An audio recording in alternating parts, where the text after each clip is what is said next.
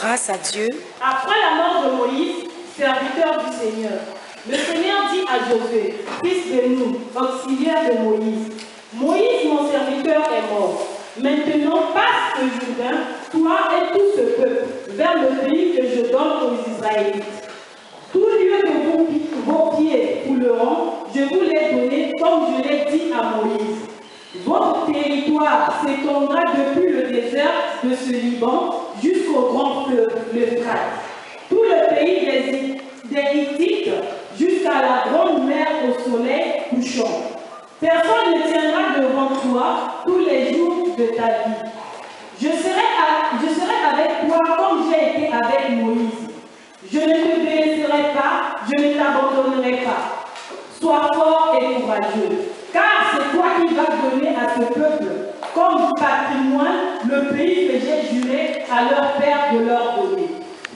Seulement sois fort et très courageux pour veiller à mettre en pratique toute la loi que Moïse, mon serviteur, a instituée pour toi. Ne t'en écarte ni à droite ni à gauche, afin de réussir partout où tu iras.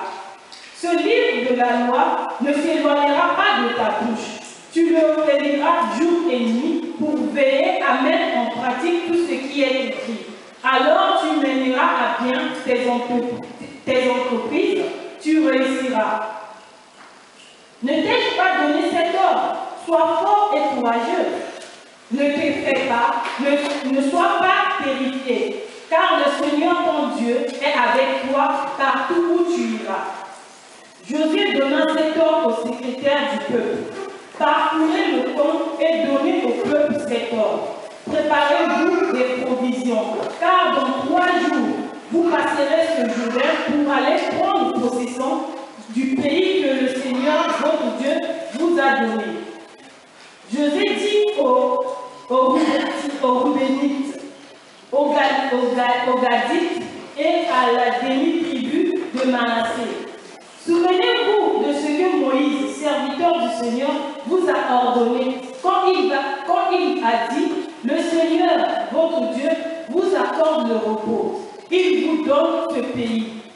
Vos femmes, toutes vos familles et vos troupeaux resteront dans le pays que Moïse vous a donné en Transjordanie. Mais vous tous, vaillants guerriers, vous passerez en ordre de bataille devant vos frères et vous les aiderez. Jusqu'à ce que le Seigneur ait accordé le repos à vos frères comme à vous et qu'ils soient eux aussi en possession du pays que le Seigneur votre Dieu leur a donné. Après quoi, vous reviendrez prendre possession du pays qui est votre propriété. Moïse, serviteur du Seigneur, vous l'a donné en Transjordanie, du côté du soleil levant. Il répondit à Josué: tout ce que tu nous as ordonné, nous le ferons. Nous irons partout où nous enverras, où tu nous enverras. Le verset 18, c'est le... Ah, 16, mais va jusqu'au 18 parce qu'il y a quelque chose de très intéressant. Nous t'écouterons exactement comme nous avons écouté Moïse. Seulement que le Seigneur, ton Dieu, soit avec toi comme il a été avec Moïse. Quiconque sera rebelle à tes ordres, quiconque n'obéira pas à tout ce que tu lui ordonneras, sera mis à mort. Seulement, sois fort et courageux. Amen. Allons-y dans le livre des 2 Rois.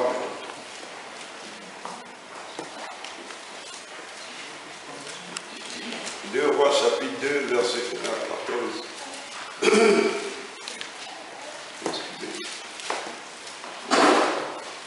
Je lis la parole du Seigneur. Quand le Seigneur fit monter Élie au ciel dans une tempête, Élie partait du Gilgal avec Élisée. Élie dit à Élisée: reste ici, je te prie, le Seigneur m'envoie jusqu'à Beth-El. Élisée répondit: par la vie du Seigneur et par ta propre vie, je ne te quitterai pas. Ils descendirent à Beth-El. Les prophètes qui étaient à Beth-El sortirent vers Élisée et lui dirent: sais-tu qu'aujourd'hui le Seigneur te prend ton maître? Il répondit: je le sais, moi aussi, taisez-vous. Élie lui dit: Élisée, reste ici, je te prie, le Seigneur m'envoie à Jéricho. Il répondit: par la vie du Seigneur et par ta propre vie, je ne te quitterai pas. Ils arrivèrent à Jéricho. Les prophètes qui étaient à Jéricho vinrent dire à Élisée: sais-tu qu'aujourd'hui le Seigneur te prend ton maître? Il répondit: je le sais moi aussi, taisez-vous. Élie lui dit: reste ici, je te prie, le Seigneur m'envoie au Jourdain. Il répondit: par la vie du Seigneur et par ta propre vie, je ne te quitterai pas. Il continua continuèrent à marcher tous les deux. 50 hommes d'entre les prophètes arrivèrent et s'arrêtèrent en face, à quelque distance d'eux, s'arrêtèrent au bord du Jourdain. Alors Élie prit son manteau, le roula et en frappa les eaux qui se divisèrent de part et d'autre. Et ils passèrent tous les deux à sec.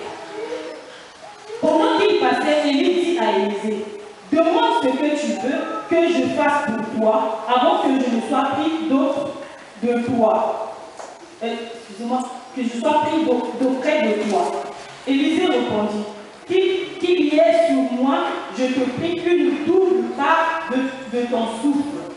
Élie dit, tu demandes une chose difficile, mais si tu me vois pendant que je serai pris d'auprès de toi, cela t'arrivera ainsi. Sinon, cela n'arrivera pas. Quand ils continuaient à marcher, en parlant, un char de feu et des chevaux de feu les séparèrent l'un de l'autre. Alors Élie monta au ciel, dans une tempête. Élisée regardait et criait, Père, Père, char et attelage d'Israël. Puis il ne le dit plus. Saisissant alors ses vêtements, il les déchira en 2 morceaux et ramassa le manteau qu'Élie avait laissé tomber. Puis il revint et s'arrêta sur la rive du Jourdain.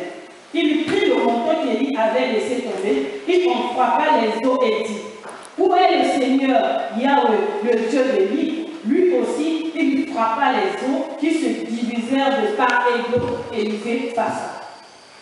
Amen. Amen. Amen.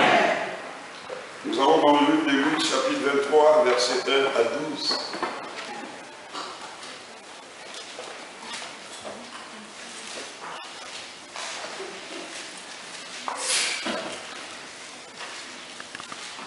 Je lis la parole du Seigneur.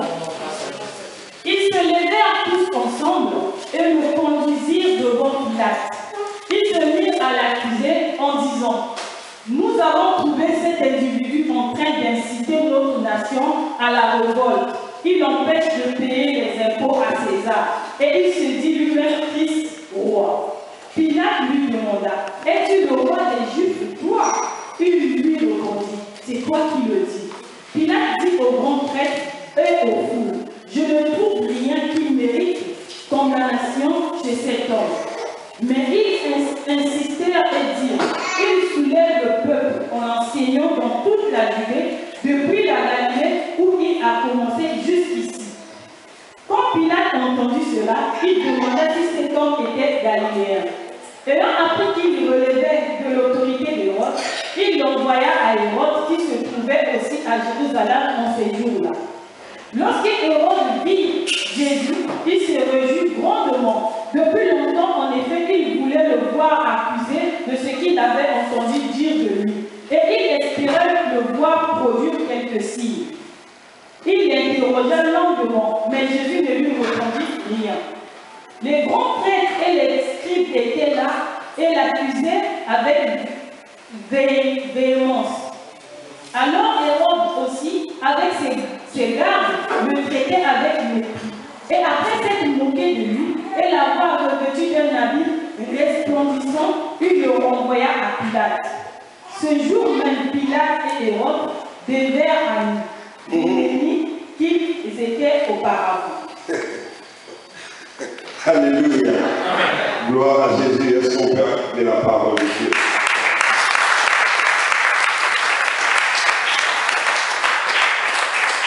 Ce matin, dans tous ces passages, il est question de la mort. Amen. Amen. Moïse est mort, Élie est mort, Jésus va mourir bientôt. Donc, il est question des morts. Mais après la mort du leader, quelle est l'attitude que les enfants ont pu adopter? C'est ça qui nous intéresse. Josué va rester auprès de Moïse. Il va voir combien de fois Moïse a souffert dans la mission que Dieu lui a assignée. Mais Josué va appliquer quelque chose auprès de cet homme. Il va observer le courage que lui tenait cet homme. de persévérer et d'attaquer toutes les situations qui se présentaient à lui. Et après que cet homme soit enlevé par Dieu, Dieu va s'adresser à Josué et il va parler à Josué. Il va lui répéter, tu as certainement vu mon homme, tu as été à ses côtés et tu as vu le courage qu'il détenait. Je te dis aussi, prends courage et fortifie-toi. Mais pourquoi Dieu le dit? Dieu le dit parce qu'il y a encore d'autres réalités et d'autres vérités qui vont s'attaquer au peuple de Dieu et à ceux qui vont hériter, qui vont prendre l'héritage entre leurs mains.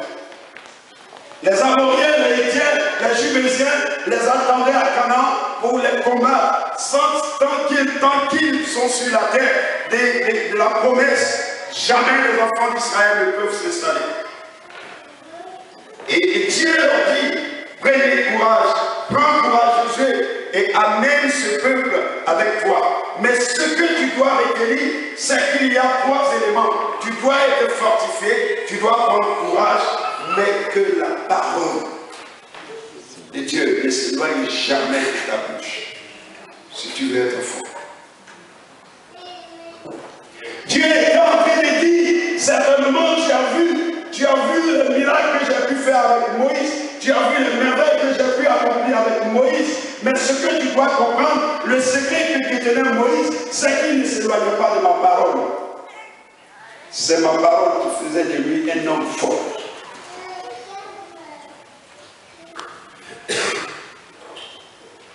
C'est la parole de Dieu qui fait de l'Église une Église forte. Sans la parole de Dieu, jamais nous ne réussirons quoi que ce soit. Si nous ne nous appuyons pas sur la parole de Dieu pour nous fortifier, pour prendre courage, le courage et la fortification ne viendra de nulle part. Amen. Mais quelque chose va se passer, ça c'est Dieu qui parle. Dieu finit de parler, mais le peuple à lui-même commence à parler aussi. Alléluia. Dieu parle, mais le peuple, il faut que le peuple parle. Alors le peuple va prendre la parole. Au verset 16. Après que Moïse va structurer les choses, il va dire à ceux qui sont forts, vous qui êtes forts, je reconnais que vous êtes forts. Et reconnaissez que parmi nous, il y a des faibles. Et vous qui êtes forts, vous devez aider ceux qui sont faibles, afin qu'ils puissent entrer aussi en possession de leur héritage.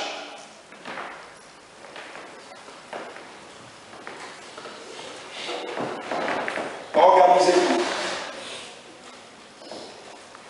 Et les choses ont été ciblées et organisées. Vous les vaillants, allez-y et combattez. Et quand vous finirez de prendre possession du terrain de vos frères qui sont faibles, vous allez revenir maintenant prendre possession de ce qui vous revient. Parce que comme vous êtes forts, personne ne prendra ce qui vous appartient. Mais ceux qui sont faibles, on peut leur arracher ce qui leur revenait.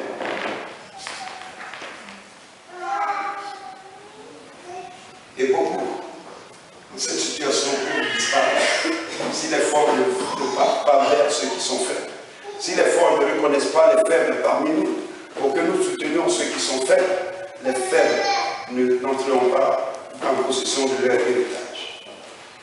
La paix de leur cœur ne viendra de nulle part. C'est par notre soutien, nous qui sommes forts.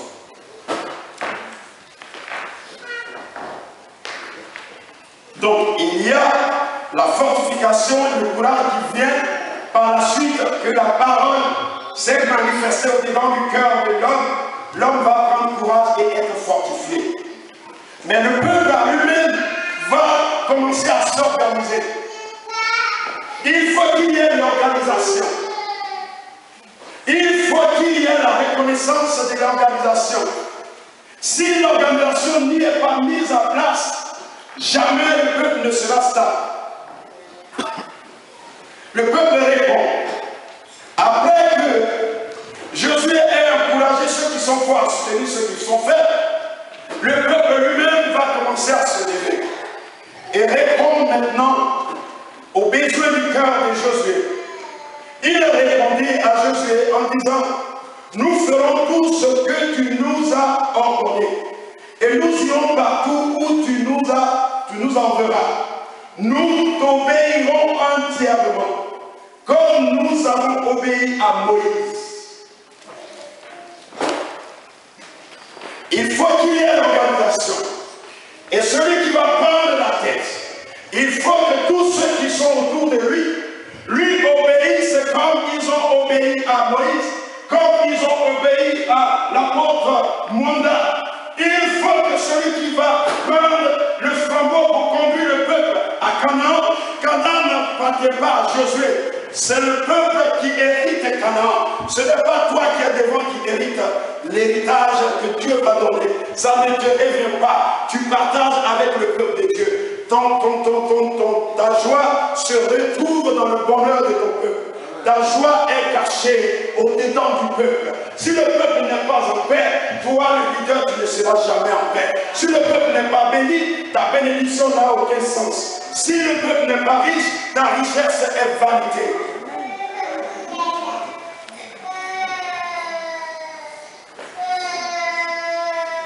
Voilà ce à quoi nous sommes appelés. Le peuple lui-même commence à encourager Jésus. Nous allons t'aider. C'est pour ça que j'ai le respect, le grand respect pour le peuple de Dieu. Parce qu'imaginons que vous n'êtes plus là. L'Église n'a plus son sens d'exister. C'est vous qui êtes l'Église. L'Église, ce n'est pas ce que vous voyez ici. C'est vous, l'Église. Et c'est sur vous que nous devons veiller. Et c'est à vous, c'est vous que nous devons diriger nos pensées. C'est pour ça que nous avons des soucis dans notre âme pour vous. Alléluia. Tant qu'il n'y a pas d'organisation, ça ne servira à rien.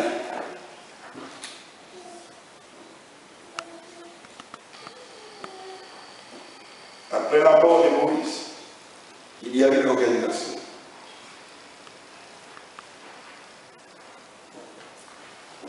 Vous savez pourquoi Jésus était inquiet?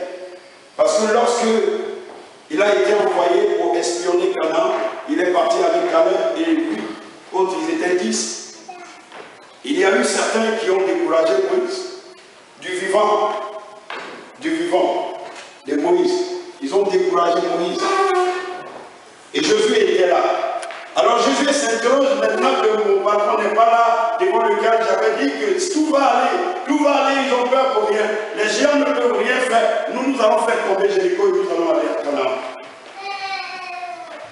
Mais ils sont 8. Ça devient inquiétant pour Jésus. Mais ces 8-là ont reconnu qu'il fallait soutenir Josué pour que la parole de Dieu s'accomplisse. Et nous devons nous soutenir et nous devons nous encourager les uns les autres, afin que nous puissions persévérer dans cette nation. Il a été dit que nous devons gagner le riz. Et pour que nous gagnions le riz, il faudrait que nous soyons organisés. Et c'est dans l'organisation de l'Église que l'Église prend de l'expansion.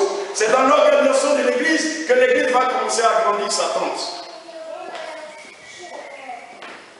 C'est vous, peuple de Dieu, qui êtes capable de gagner Neuilly. Le Seigneur compte sur vous. Il compte sur votre courage. Il compte sur votre obéissance. Il compte sur votre attache à sa parole pour que Neuilly soit gagné. Alléluia. Amen. La deuxième des choses, c'est que lorsque le leader part, ils ont opportuné, ils ont troublé, ils ont séquestré la pensée d'Élisée. Oh, ton maître va bientôt partir. Ton maître va bientôt partir. Et certainement, certains pensaient déjà à ce que cela arrive. Si Dieu pouvait montrer les pensées de tous ceux qui nous entourent et qui étaient en train de regarder, vous savez pourquoi? Pourquoi Jésus a été détruit?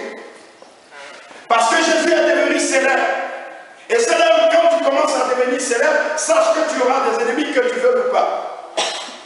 La célébrité attire des combats pas possibles.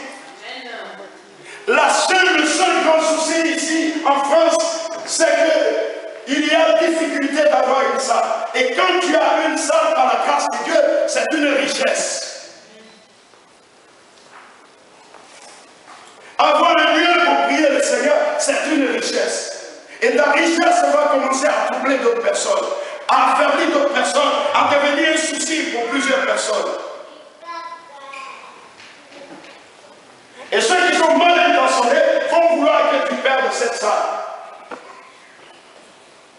Or, nous avons cette salle pour aider beaucoup d'églises qui n'auront pas de salles pour pouvoir prier.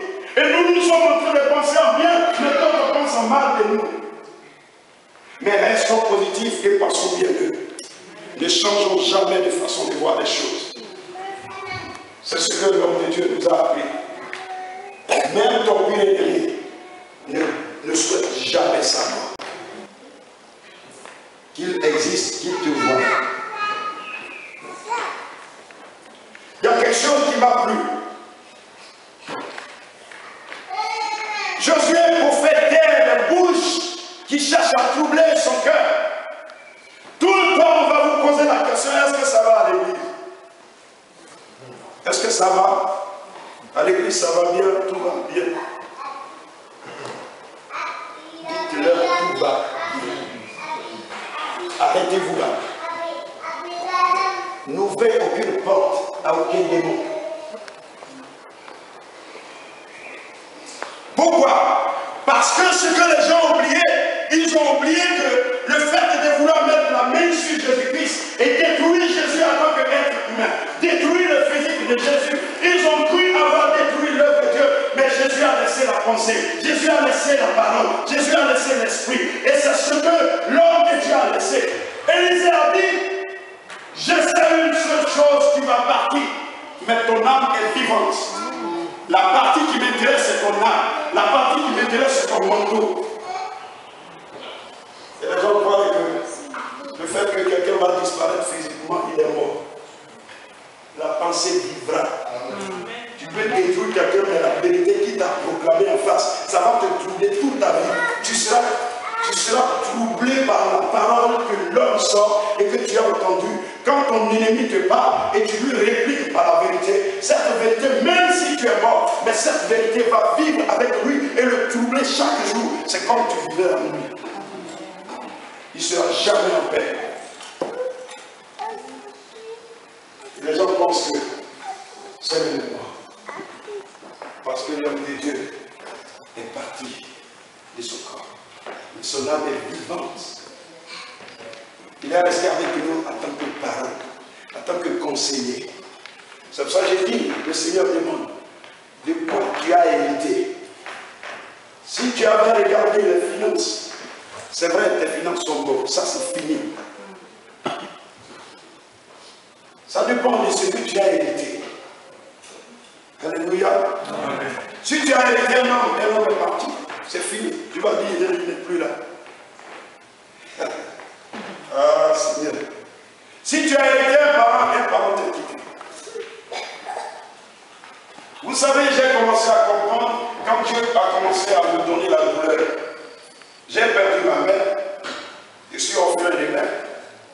Mon seul petit frère qui me suit directement, avec qui je suis en complicité, il est mort en avril 2014. Et Dieu était en train de détruire en moi, il était en train de changer ma façon de voir et de comprendre les choses. Mais à chaque fois que tu parles avec quelqu'un, ce que tu échanges avec la personne, garde cette parole en toi, parce que c'est sa personnalité. C'est pourquoi lorsque quelqu'un ment, même s'il est beau, mais on va le traiter des méchants, des mauvais, des menteurs, des hommes farfelus. Parce que c'est la personnalité, c'est la parole. Si c'était un ami pour toi, tu as perdu un ami. Tu ne le verras jamais plus. Mais moi, j'ai hérité une parole. Amen. C'est la parole que j'avais avec cet homme, que j'ai changé avec cet homme. C'est pour ça que quand je suis là, je le vois toujours. Je le vois. Je ne suis pas orphelin. Il parle toujours en tant que parole. Je le tiens dans mon cœur. Je vis avec lui, c'est pourquoi je fais ce qu'il m'a dit de faire. Et personne ne peut m'arracher cela. Le diable ne peut pas me voler la parole. Il peut me voler un homme, il peut me voler un ami, il peut me voler un parent, il peut me voler un ouvrier, il peut me voler un financier, mais il ne me volera pas la parole.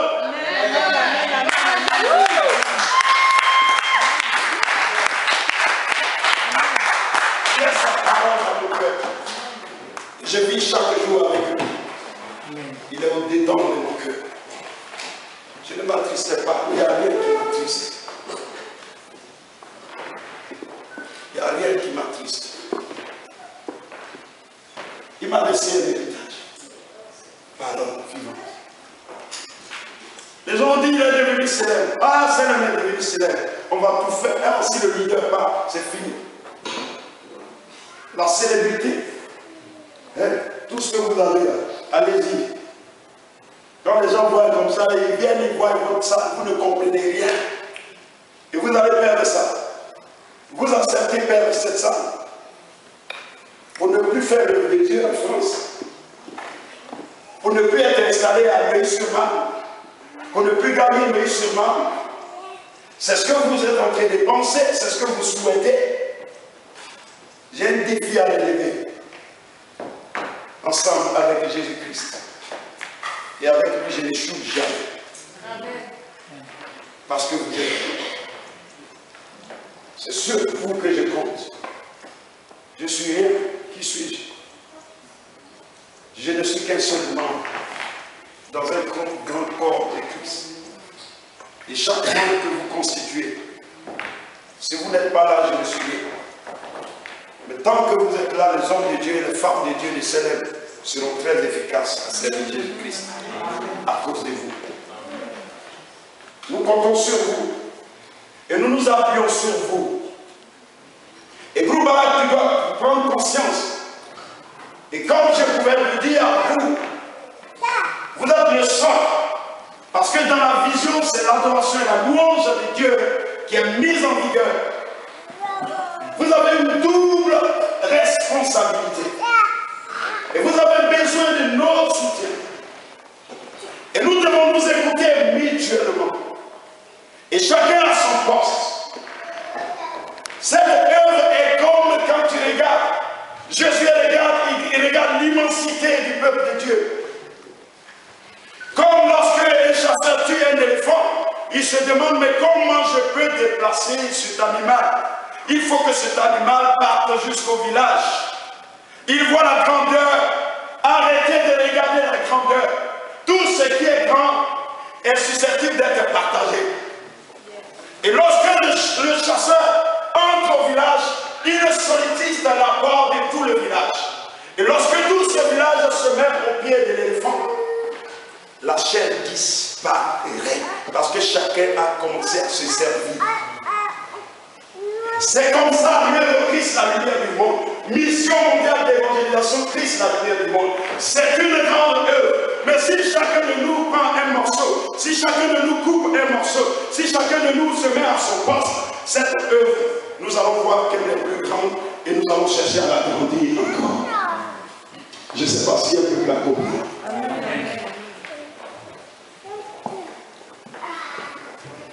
Vous voyez l'immensité, la grandeur. Oh, 4 000 €. Comment on peut payer ça? Mais si 4 000 €, son chiffre existe, c'est parce qu'il y a des personnes qui sont capables sur la terre d'avoir ce chiffre. Sinon, ce chiffre-là n'a pas sa raison d'être. Arrêtez de regarder la taille. Regardez la taille de votre cœur. Ce que votre cœur est capable de réaliser avec Jésus-Christ. Le seul appui que nous devons avoir, c'est Christ. Il est l'espérance de notre vie. Tant que nous appuyons sur Jésus, jamais nous n'échouerons point.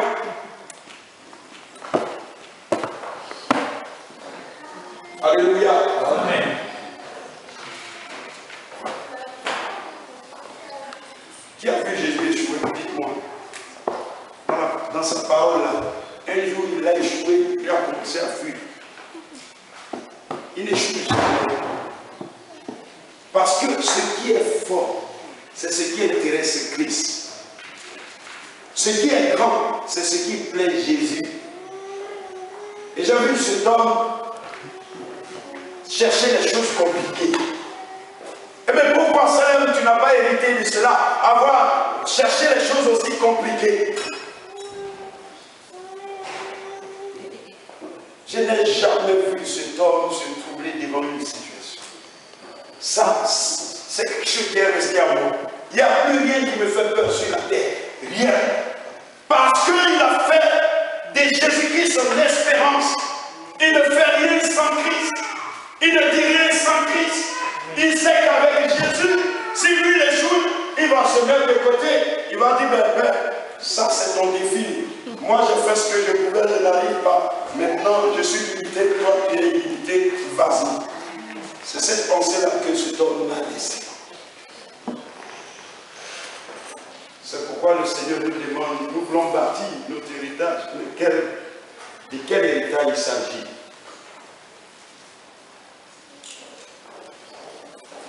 Ton héritage, c'est lui. C'est lui, son physique. Mais son physique même. Arrête de rêver. Tu vas gêner 40 jours, ça ne pourra pas arriver, ça ne fait rien.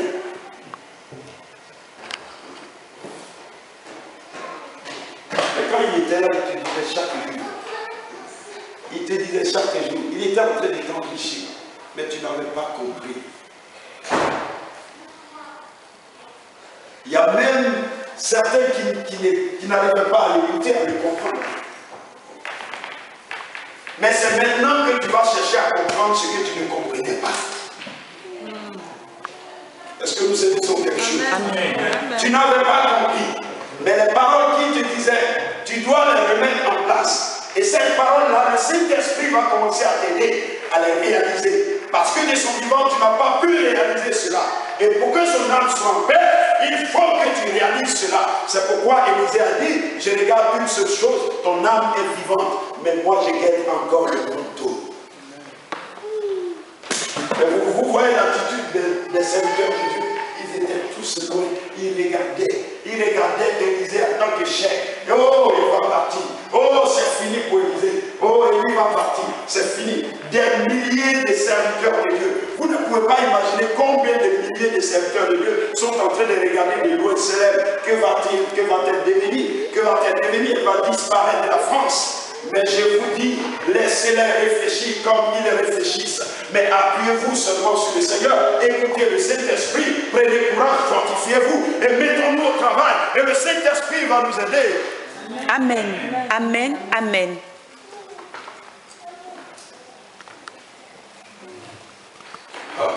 Le Seigneur me dit quelque chose.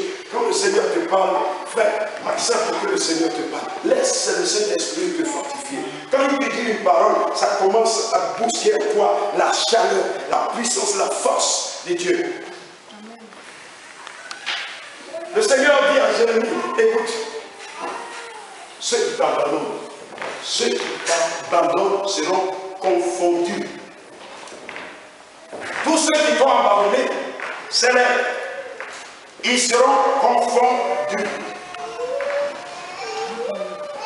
Mais pour qu'ils soient confondus, il faut que toi tu aies l'oreille pour écouter le Seigneur Jésus-Christ et faire ce qu'il te recommande de faire. Sinon cela peut t'arriver si tu n'as pas l'oreille attentive. Mais loin de là, cela n'est pas le désir du Seigneur, parce qu'il est plus que vainqueur et il a donné la puissance à son Église pour régner.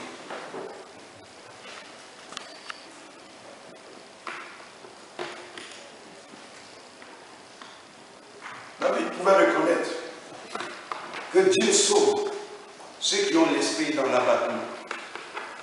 Il y a beaucoup qui sont abattus parce qu'ils n'ont pas compris. Vous voyez, tant que tu n'as pas compris, ça va être compliqué pour toi. Même si on te relève, tu vas commencer à tomber. Parce que ce que tu as fait des storms est contraire de ce que Dieu pense de ce toi. Alléluia.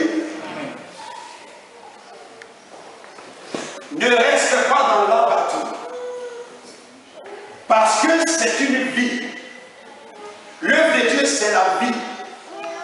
Si tu abandonnes l'œuvre de Dieu, tu as abandonné la vie. Tu perdras la vie. C'est pourquoi Dieu fait de nous ses ouvriers. Tant que tu restes dans l'entreprise en tant qu'ouvrier, ouvrière, le responsable, le PDG de l'entreprise est censé veiller sur toi. Il va, à cause de ta présence et de ton travail, il va payer une assurance maladie, une assurance de travail pour que tu sois sécurisé. Et Jésus veut que nous restons ses ouvriers, restons dans son champ, travaillant pour son champ, afin que nous soyons assurés. Amen.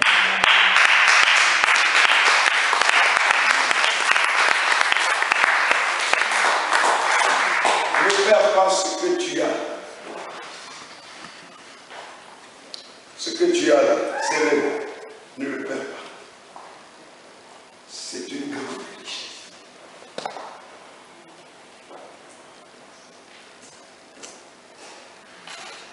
Nous sommes combien?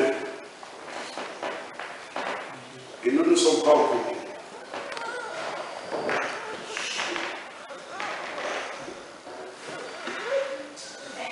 On divise 4000 par 100. Ça fait combien?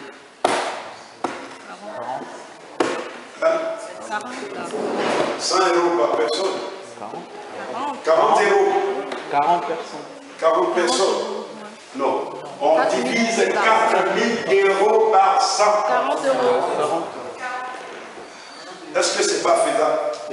Vous voyez, il est question d'organisation. Si on est 100 ici, et on dit chaque fin du mois, chacun de nous les 100 personnes, on donne 40 euros. Chaque fin du mois. La salle est toujours payée jusqu'à l'éternité. Est-ce qu'il y a un problème à cela? Mais vous êtes en train de regarder que les 4000 euros, au lieu de chercher l'organisation, la solution des 4000 euros. C'est ça le problème du peuple de Dieu. Or, le Seigneur nous a donné un esprit supérieur. Il nous a donné de l'intelligence. Vous voyez, c'est ce que nous allons faire. Prochainement, on va chercher 100 personnes. Et puis on donne 40 euros. C'est rien, 40 euros. J'ai payé 1700 euros, non? 40 euros, tu enlèves 40 euros, c'est rien du tout. Alléluia. Amen. Même ici, si nous payons notre dîme, il y a ceux qui sont payés à 2000 euros, 1800 euros, 1700 euros, 1500 euros. Vous voyez toutes ces dîmes sur la salle est déjà payée et il y a les aides. C'est le chiffre qui vous fait peur. C'est vrai, c'est un éléphant, mais il faut trouver ceux qui doivent dépisser ce éléphant pour que la chair soit partagée. Et vous allez voir que ce sont les autres qui vont rester. Est-ce qu'on peut acclamer le Seigneur?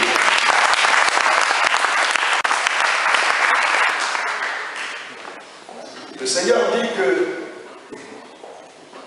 une étrangère et un étranger, il peut abandonner la vie de sa jeunesse. Est-ce que nous sommes étrangers ou nous sommes fils? Est-ce que nous sommes étrangers ou nous sommes filles? Si nous sommes étrangers ou étrangères, nous finirons d'abandonner l'ami de la jeunesse qui est Christ, la lumière de nous. Mais parce que nous sommes fils et filles des Seigneurs, nous bâtirons ensemble avec Jésus-Christ. Que Dieu le bénisse.